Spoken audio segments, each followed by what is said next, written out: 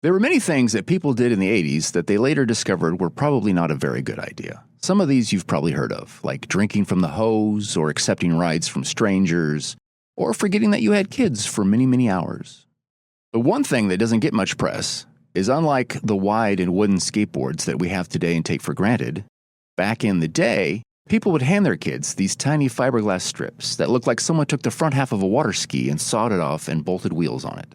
Which is exactly what my parents handed me one day for my birthday, the Yellow Peril. A narrow strip of golden fiberglass shaped like a rocket. It had a pointy nose and a tail like a ski ramp. Now, in my parents' defense, they did give me a matching yellow helmet and pads, which I ditched as soon as they were out of sight, because it's okay to get hurt as long as you look cool doing it. Or at least that's what we thought back in the 80s.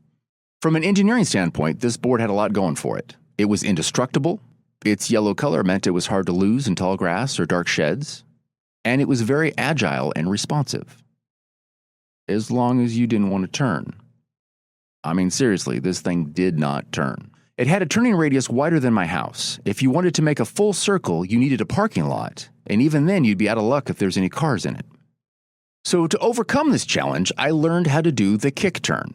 Now, the kickturn sounds complicated, but it's simply this. You lean your weight back until the front two wheels come up, and then you twist your hips until the board shifts, and then you drop those wheels back, pointing in all new direction. This simple skill made the board usable. I actually had fun. I would cruise over to my friend's house and back. My friends and I would take turns with a 10-speed and a tow rope, pretending that we were water skiing in a very straight line. And we had a lot of fun.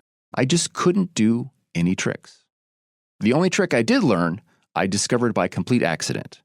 I discovered that if you were to go really, really fast and go try to do a very aggressive kick turn and then flip your feet just right, the board would fly off the ground and spin like a two-pointed ninja star, slicing through the air like a golden yellow blade of destruction before it hit the wall or a bicycle or an unlucky family member.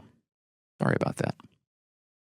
It wasn't very exciting as far as tricks would go. You do it once, and someone would say, "Oh, that's cool. What else you got?" And you do it again, and they'd say, "Well, do you have any tricks that don't involve turning your board into a dangerous weapon?"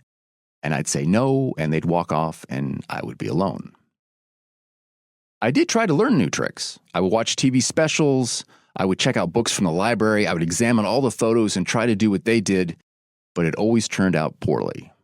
And after every frustration and every failure, I would go back to my one trick, the spinning yellow lawnmower blade flying through the air, because it made me feel less incompetent and more powerful. I can't slalom, I can't do jumps, but if you need holes punched in the garage wall, I'm your guy. That was a long time ago, and a lot has changed. I've traveled the world, I've met some great people, I've learned some new skills, and in fact, I'm not even the same person who used to ride that board, but I remember him. And sometimes when things get difficult and I'm feeling the stress, I might fall back on some bad habits or some poor coping skills. And then I'll recognize it. I'm like, oh, I'm doing the skateboard trick again.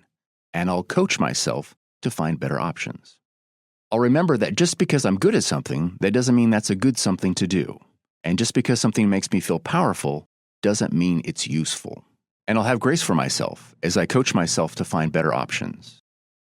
Because I remember what it's like to be trapped in a rut with one crappy trick, doing the same thing over and over again, hoping for a different result. That's all we've got. We'll catch you next time. Thanks. Thanks for watching. Be sure to like and subscribe. We also have a butt-ton of resources at our website, fullmentalbracket.com. We have articles, we have podcasts, we have videos, we have pretty pictures drawn by these very own hands. So take your clicker finger and get it clicking on our website, fullmentalbracket.com. Thank you.